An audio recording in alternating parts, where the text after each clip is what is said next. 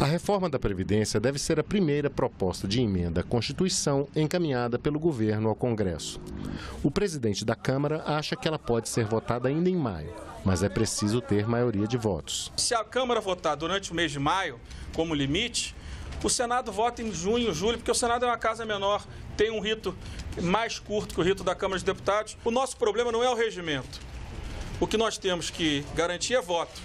Se a maioria dos partidos que defende a reforma da Previdência, essa maioria completar mais de 308 votos, essa é a solução do nosso problema. Sem dar detalhes da proposta, o ministro Paulo Guedes disse que ela deve gerar uma economia de R$1 trilhão em 10 anos. São 96 milhões de brasileiros economicamente ativos e 46 milhões não contribuem e vão envelhecer. Então eles vão quebrar a Previdência. Então, o nosso desafio é não só salvar a Previdência antiga, como impedir que ela seja um mecanismo perverso de transferência de renda, como ao mesmo tempo livrar as futuras gerações dessa armadilha em que essas gerações passadas, as nossas, caíram, que foi produzir um sistema que piora a desigualdade e, ao mesmo tempo, destrói empregos em massa. Eu aposto com vocês que, se a gente aprovar a Previdência, o Brasil vai crescer nos 12 meses seguintes mais de 6%.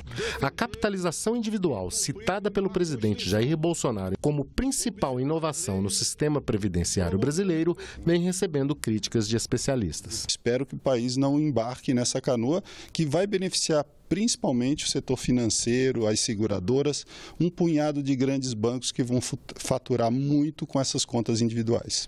Este outro especialista avalia que a questão da Previdência tem que ser mais debatida com a sociedade antes de o governo apresentar uma proposta. É importante que nós tenhamos uma avaliação mais ampla sobre as contas da Previdência, né? Nós temos um relatório da CPI da Previdência que apontou, por exemplo, que não há déficit no regime geral. Então, há um desencontro de informações, é necessário que isso seja avaliado de maneira absolutamente criteriosa para que se crie políticas públicas com o objetivo de sanar o problema do déficit, caso ele seja existente. O presidente do Senado, Davi Alcolumbre, disse que quer rapidez na tramitação da reforma da Previdência após a votação na Câmara dos Deputados. A gente vai construir com os líderes partidários para que essa reforma tenha celeridade nas comissões e no plenário para sua votação. O Brasil precisa dessa reforma, os estados estão amargando uma crise nunca antes vista na sua história e o Senado é a casa da federação, que representa os estados. A gente precisa dar uma resposta.